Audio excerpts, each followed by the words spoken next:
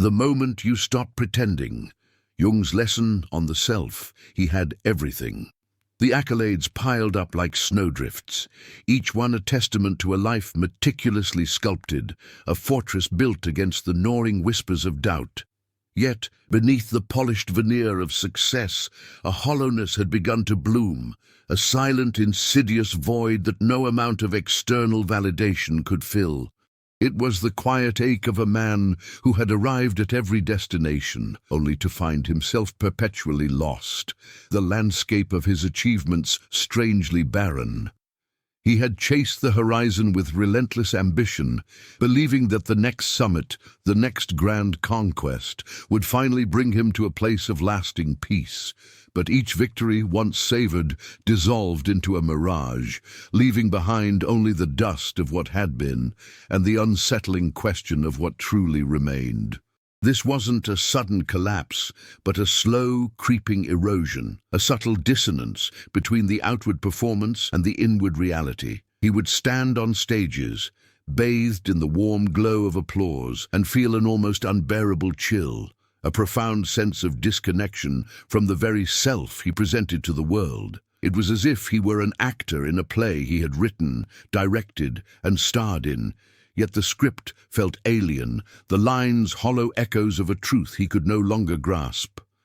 The laughter of others seemed to bounce off an invisible shield, unable to penetrate the quiet desolation that had become his constant companion.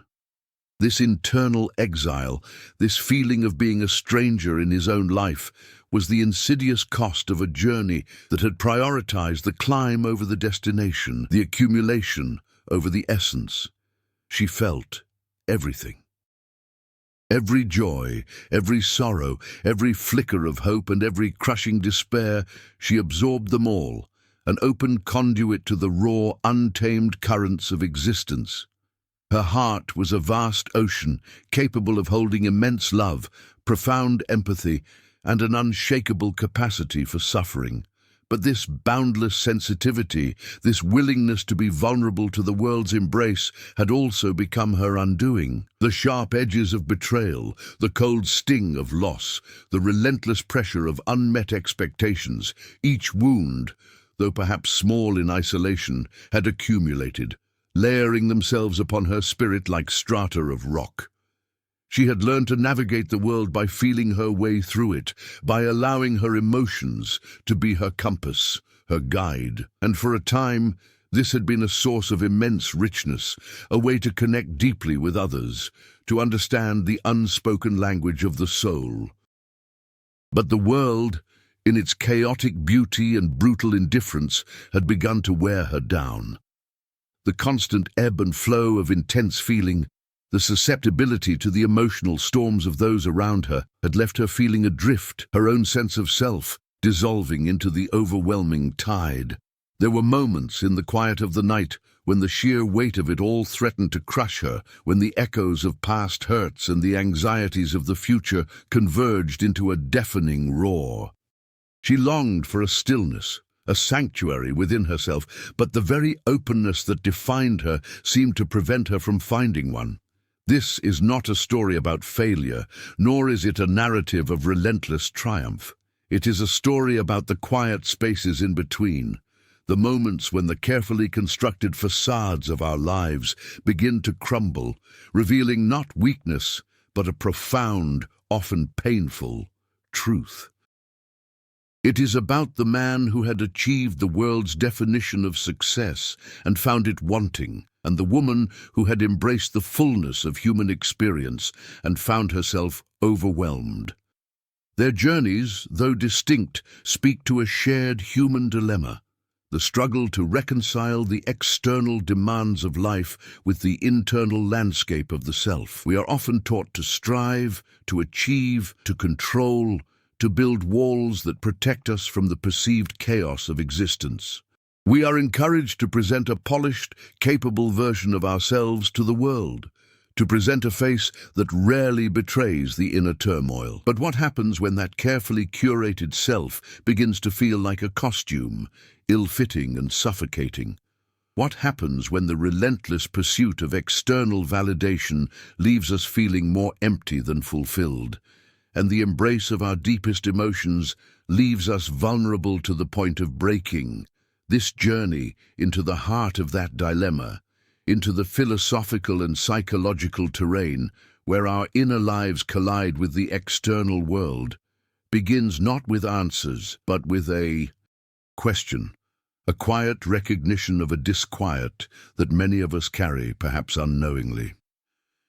It begins with the dawning awareness that perhaps, just perhaps, the path we have been told to follow is not the one that leads to genuine peace, and that the very things we fear most, our vulnerabilities, our perceived failures, our moments of profound doubt, might hold the keys to a more authentic existence.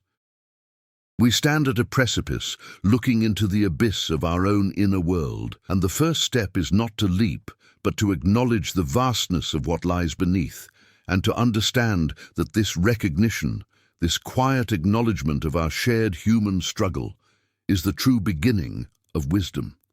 The internal landscape, once a terra incognita, begins to reveal its contours when we acknowledge the profound disconnect between our perceived selves and our lived experiences.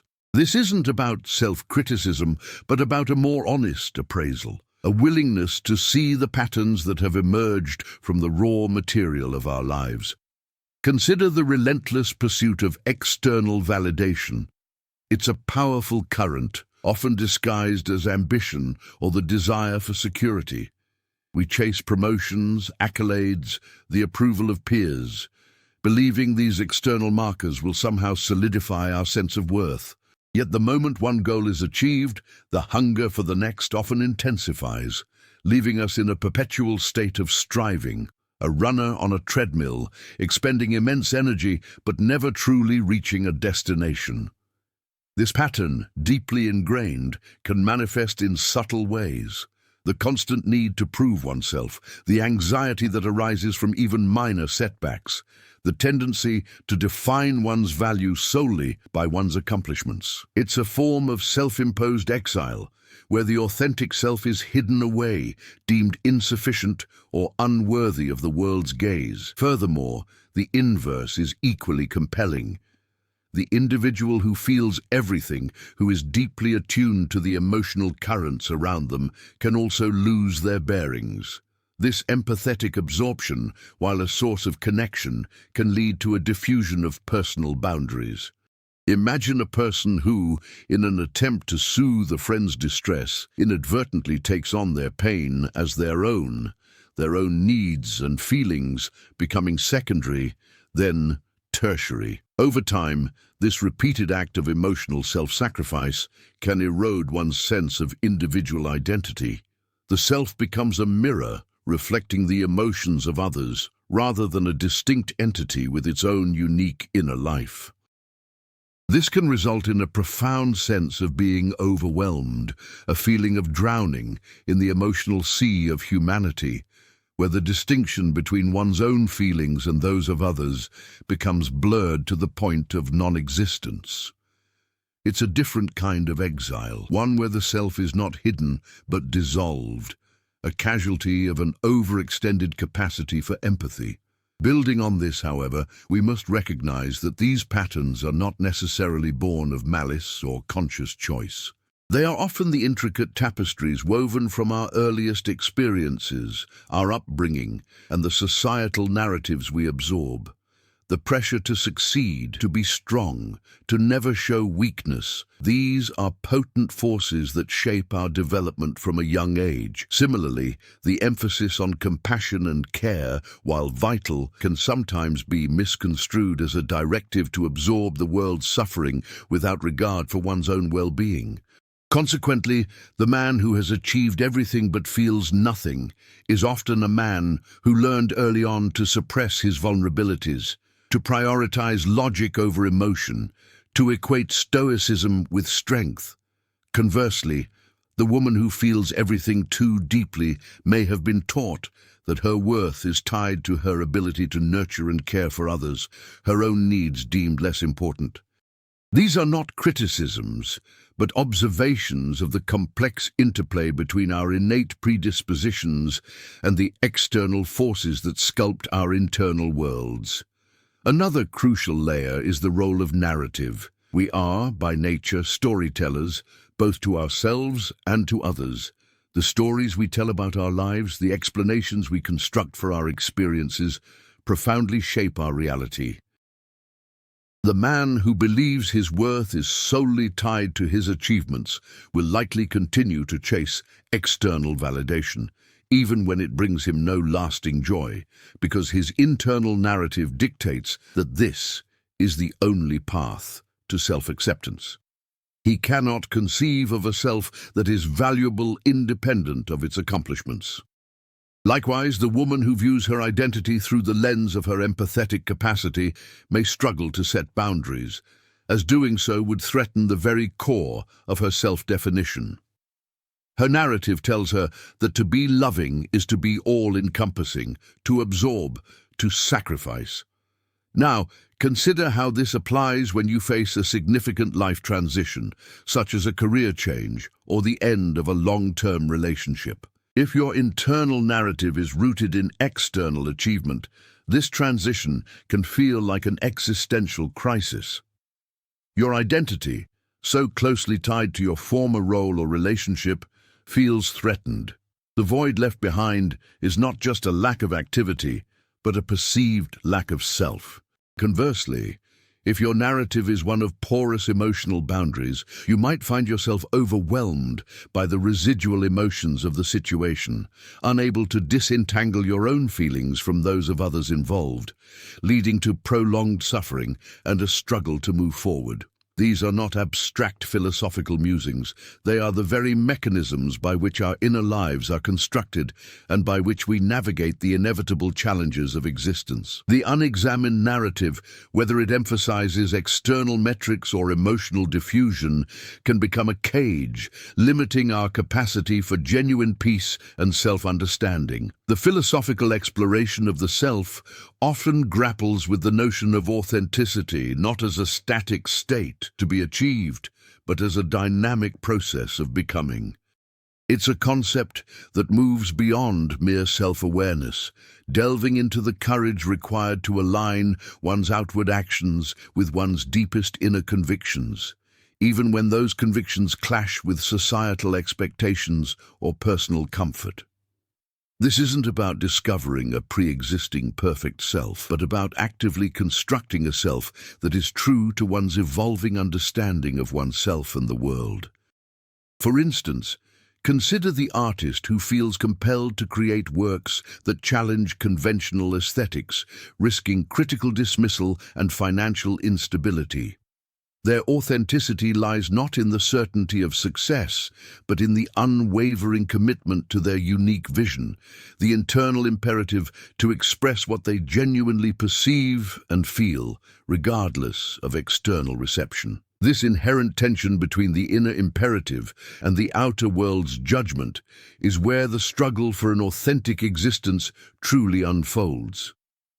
Furthermore, the Stoic philosophers offered a perspective that emphasizes inner control and rational detachment as pathways to a more robust sense of self, distinct from the fluctuating tides of external fortune or emotional upheaval. They proposed that true freedom lies not in manipulating external circumstances, but in mastering one's internal responses to them. This doesn't negate the importance of emotion, but rather seeks to prevent emotions from dictating one's actions or defining one's core being. Imagine the individual who, after a devastating job loss, refuses to succumb to despair, choosing instead to focus on the skills they can still employ and the opportunities they can actively seek. Their sense of self remains intact, anchored by their capacity for reasoned action and their understanding that their worth is not solely contingent on their employment status. This resilience, this ability to maintain an internal equilibrium amidst external chaos, is a powerful testament to the Stoic ideal of a self grounded in virtue and rational judgment. Conversely, existentialist thinkers such as Jean-Paul Sartre posited that existence precedes essence. This radical idea suggests that we are not born with a predetermined purpose or nature. Instead, we are thrown into the world as a blank slate, and through our choices and actions, we create our own essence, our own meaning. This places an immense and often daunting responsibility upon the individual. It means that every decision, from the trivial to the profound, contributes to the ongoing construction of who we are. Consider the young person who, faced with parental expectations of a conventional career, chooses to pursue a path less traveled, perhaps in humanitarian work or experimental art. Their choice is not merely a rejection of their parents' desires, but an active affirmation of their own emerging values and a deliberate act of self-creation. This freedom, while exhilarating, also carries the weight of accountability, as there is no external blueprint to fall back on. Another crucial layer in understanding the self involves the concept of the shadow, as explored by Jung. The shadow represents the disowned, repressed, or unacknowledged aspects of our personality, the parts we deem unacceptable, whether they are negative traits like aggression or jealousy, or even positive ones like ambition or creativity that we have suppressed for fear of judgment or disruption. Integrating the shadow is not about eradicating these aspects, but about bringing them into conscious awareness, understanding their origins, and learning to manage their influence rather than being unconsciously driven by them. Think of the individual who has always presented as impeccably polite and agreeable, but experiences sudden, uncharacteristic outbursts of anger. This anger is likely the shadow erupting, a manifestation of unexpressed frustration or assertiveness. By acknowledging and exploring the root causes of this anger, by understanding what needs are going unmet, they can begin to integrate this powerful energy, transforming destructive outbursts into more constructive forms of self-expression or boundary setting. This process of shadow work is essential for wholeness, allowing for a more complete and unvarnished understanding of who we truly are, beyond the curated persona we present to the world. The application of these philosophical perspectives extends directly into the realm of interpersonal relationships. When we engage with others from a place of perceived wholeness, often a facade built on denial or repression, our relationships can become strained. We might unconsciously project our disowned shadow aspects onto our partners, friends, or colleagues, seeing in them the very flaws we refuse to acknowledge in ourselves. This projection can lead to misunderstandings, conflict, and a deep sense of alienation, as the other person is not seen for who they truly are, but as a distorted reflection of our own inner landscape. Conversely, when we cultivate a greater awareness of our own complex selves, including our less palatable aspects, we can approach relationships with more honesty and compassion. This doesn't mean airing every dark thought, but it does mean a greater capacity for vulnerability, for admitting when we are wrong, and for understanding that our imperfections do not diminish our worth or our capacity for love.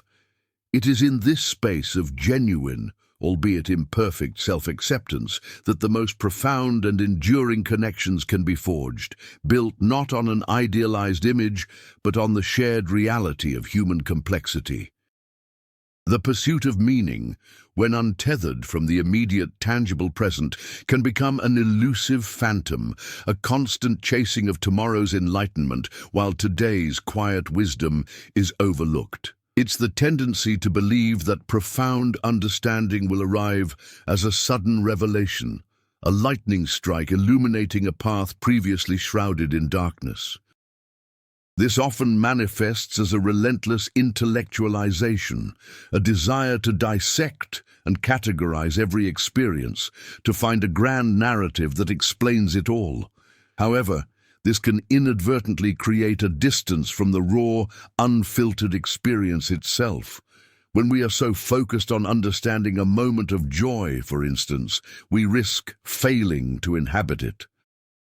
The laughter might feel less genuine, the connection less profound because our analytical mind is preoccupied with classifying the sentiment rather than simply feeling its warmth. This intellectual acrobatics, while a testament to our cognitive abilities, can paradoxically obscure the very truths we seek, trapping us in a labyrinth of concepts rather than guiding us to embodied insight. Building on this, however, consider how this intellectualized pursuit of meaning can also lead to a subtle form of self-deception. We might convince ourselves that we are deeply engaged with life's mysteries, when in reality we are merely orbiting them, collecting data points without truly integrating them into our being. This is akin to a cartographer meticulously mapping a territory without ever setting foot in it. The maps might be accurate, the theories sophisticated, but the lived experience of the land, its textures, its smells, its unpredictable terrain, remains unknown. Consequently, when faced with genuine existential challenges, this detached intellectual understanding can prove insufficient. It offers no solace, no practical guidance for navigating the emotional storms that inevitably arise. The knowledge about suffering, for example, is vastly different from the felt experience of enduring it, and the wisdom that emerges from the latter is often forged in a crucible of vulnerability that intellectual abstraction cannot replicate. Conversely, a more grounded approach to meaning-making often arises not from grand theories, but from the small, often overlooked moments of everyday life. It's the quiet satisfaction of tending to a garden, the simple act of preparing a meal for loved ones, the shared silence with a trusted companion. These experiences, devoid of grand pronouncements or profound philosophical pronouncements, nonetheless offer a deep sense of purpose and connection. They ground us in the present, reminding us of our interconnectedness with the world and with each other. This is not to dismiss the value of philosophical inquiry, but to suggest that true wisdom often blossoms in the fertile soil of lived experience, nurtured by the simple, consistent acts of engagement with the world around us. The profound can be found in the mundane, if only we are willing to slow down and truly perceive it. Furthermore, the very act of waiting for meaning to reveal itself can become a form of procrastination, a way of deferring the responsibility of creating it. Meaning is not always something passively received. It is often actively constructed. It is the narrative we choose to weave from the threads of our experiences, the values we decide to embody, the commitments we make. When we abdicate this creative power, believing that meaning will simply descend upon us, we deny ourselves the agency that is fundamental to a fulfilling existence. Think of the individual who feels stuck in a dissatisfying job, waiting for a sudden epiphany that will reveal their true calling. While waiting, they may neglect the opportunities to cultivate new skills, to explore adjacent interests, or to find pockets of satisfaction within their current role. The meaning they seek is not a destination to be discovered, but a path to be forged through consistent, intentional action. Another crucial layer is the inherent subjectivity of meaning. What provides profound purpose for one person might hold little significance for another.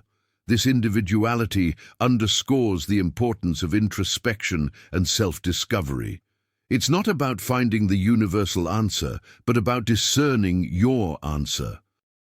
This requires a willingness to explore your own inner landscape, to pay attention to what truly ignites your passion, what resonates with your deepest values, and what brings you a sense of genuine fulfillment, however small or unconventional it may seem. The journey to meaning is therefore deeply personal, an ongoing dialogue between the self and the world, a process of continuous refinement and re-evaluation. It is in this personal exploration, this brave act of listening to one's own inner compass, that the most authentic and enduring sense of purpose can be found. The illusion of control, particularly over our own internal states, can be a profound source of existential angst, We often operate under the assumption that we can, and indeed should, orchestrate our emotions, banishing negativity and cultivating perpetual positivity. This internal dictatorship, however, breeds a peculiar kind of anxiety. When sadness or frustration inevitably arises, instead of being met with acceptance, it is often met with a furious internal battle, a desperate attempt to quell, suppress, or reframe the unwelcome feeling. This resistance, this wrestling with one's own psyche, is exhausting and ultimately futile. It's like trying to hold a beach ball underwater. The effort required is immense, and the moment you relax your grip, it bursts back to the surface, often with more force. Consequently, the very act of trying to control our emotions can amplify their intensity and prolong their duration, creating a feedback loop of distress. The pursuit of an emotionless state, a kind of internal stoicism devoid of genuine feeling, becomes a project that disconnects us from our own lived reality. Building on this, consider the subtle ways we exert this perceived control. We might meticulously curate our social media feeds, presenting a highlight reel of our lives, thereby attempting to control how others perceive our emotional state and, by extension, how we perceive ourselves. This external projection is an attempt to manage our internal narrative, a way of saying, "See, I am happy, I am successful, I am in control." And yet, this curated reality often exacerbates the internal dissonance when the actual experience of life falls short of the digital facade.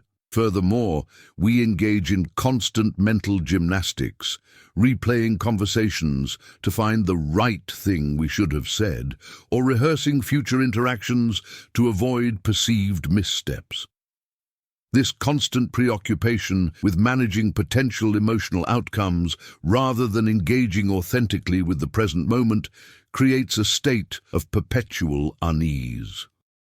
It is a form of anticipatory anxiety, where we are so busy trying to steer the ship of our emotions that we fail to notice the beautiful, unfolding landscape around us. Conversely, a more liberating perspective emerges when we acknowledge that many of our internal states are not directly amenable to our will.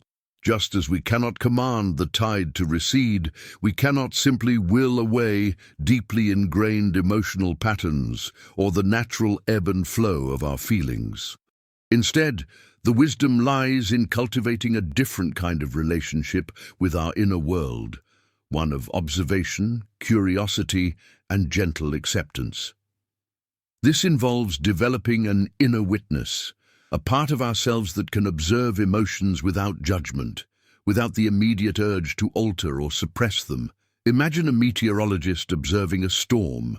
They don't try to stop the wind or dissipate the clouds. They study their patterns, understand their forces, and prepare accordingly. Similarly, we can learn to observe our own emotional weather with a similar detached curiosity, recognizing that feelings are transient phenomena, not permanent fixtures of our being. Another crucial layer is the societal conditioning that often equates emotional expression with weakness or a lack of control. From a young age, many are taught to be strong, to tough it out, or to internalize their struggles. This cultural narrative reinforces the idea that vulnerability is a deficit, leading individuals to suppress authentic emotional responses in favor of a stoic facade. Consequently, when difficult emotions do surface, they can feel even more alarming because they have been denied and unacknowledged for so long. This suppression doesn't make the emotions disappear. It merely drives them underground, where they can fester and manifest in less direct, often more destructive ways, such as physical ailments, passive aggression, or sudden, inexplicable outbursts. The internal conflict becomes a silent war, waged against oneself, draining energy and fostering a deep sense of isolation. The courage, in this context, is not in suppressing emotion, but in daring to feel it, to acknowledge its presence and to understand its message without letting it dictate one's actions or define one's worth. This shift from control to acceptance is not a surrender, but a profound act of self-mastery, one that liberates us from the exhausting battle against our own inner nature. The weight of perceived obligation, a silent architect of our daily lives, often shapes our choices more profoundly than conscious desire. This isn't merely about duties we formally accept, but about the invisible scripts we internalize, the expectations of how a good person should behave, the roles we feel compelled to inhabit, the sacrifices we believe are necessary for acceptance or love. Consider the adult child who, despite personal financial struggles, continues to send a significant portion of their income to aging parents, not out of genuine desire or shared familial aspiration, but from a deep-seated fear of disappointing them or a belief that familial duty supersedes personal well-being. This obligation, often born from a place of love, can morph into a suffocating burden, a constant drain on resources and spirit, leaving little room for individual growth or the pursuit of personal dreams. The internal dialogue becomes a relentless justification. I must do this. It's expected of me. What would people think if I didn't? These thoughts, seemingly rational, can mask a deeper unease, a longing for a different path that is suppressed in favor of adherence to an internalized code of conduct. Building upon this, however, we must examine the subtle ways these obligations can become entangled with our very sense of identity. When our self-worth becomes intrinsically linked to fulfilling these externalized expectations, any deviation can feel like a betrayal of who we are. Imagine a professional who, having climbed the corporate ladder through sheer dedication and long hours, begins to question the value of their relentless pursuit. They might feel a yearning for more time with family, for creative pursuits, or simply for rest. Yet the identity they have meticulously crafted, the hard worker, the pillar of industry, makes it nearly impossible to step back, to redefine their priorities, without feeling a profound sense of loss, not just of status, but of self. The obligation to maintain this carefully constructed persona becomes a prison, and the desire for authenticity is sacrificed at the altar of perceived obligation. The internal struggle is not merely about choosing a different path, but about dismantling the very foundations of one's identity. Consequently, this adherence to perceived obligations can lead to a quiet erosion of personal agency. We begin to feel like actors performing a script written by others or by a past version of ourselves that no longer resonates. The spontaneous joy, the unexpected detour, the quiet act of rebellion against the mundane, these become increasingly rare. Life can start to feel like a series of predetermined steps, a well-trodden path that offers security but little in the way of genuine aliveness. Think of the individual who attends every social event they are invited to, not because they enjoy the company or the occasion, but because they feel obligated to maintain appearances, to nurture relationships that may no longer serve them, or simply to avoid the discomfort of saying no. Each attendance becomes a small erosion of their autonomy, a quiet capitulation to the demands of social expectation. The energy expended in fulfilling these often unarticulated obligations could otherwise be directed towards activities that truly nourish the soul. Conversely, a more liberating perspective emerges when we begin to discern between genuine responsibility and internalized obligation. Responsibility often arises from our values and commitments, the promises we make, the care we offer to those we love, the contributions we choose to make to our communities. It is an active, chosen engagement. Obligation, on the other hand, often feels like an external imposition, a weight we carry out of fear, guilt, or a desire for approval. The key lies in developing the capacity to critically examine these perceived duties. Is this truly a commitment I have made, aligned with my core values, or is it a concession to an external pressure, a ghost of past expectations? This discernment requires a quiet introspection, a willingness to listen to the subtle whispers of our own inner compass, rather than the deafening roar of external demands. It is in this nuanced distinction that we can begin to reclaim our agency and cultivate a life that feels not just dutiful, but truly authentic. Another crucial layer to consider is the impact of these internalized obligations on our capacity for genuine connection. When our interactions are primarily driven by a sense of obligation, to be pleasant, to be helpful, to conform, the depth of our relationships can suffer. True connection thrives on authenticity, on the willingness to be seen, flaws and all. If we are constantly performing a role, adhering to a script of expected behavior, we create a barrier between ourselves and others. The other person senses this inauthenticity even if they cannot articulate it, and the potential for genuine intimacy is diminished.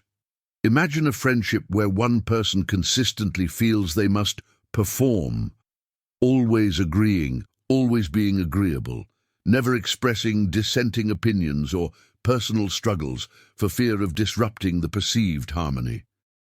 This dynamic, while seemingly polite, creates a chasm, preventing the deeper, more vulnerable exchanges that form the bedrock of lasting bonds.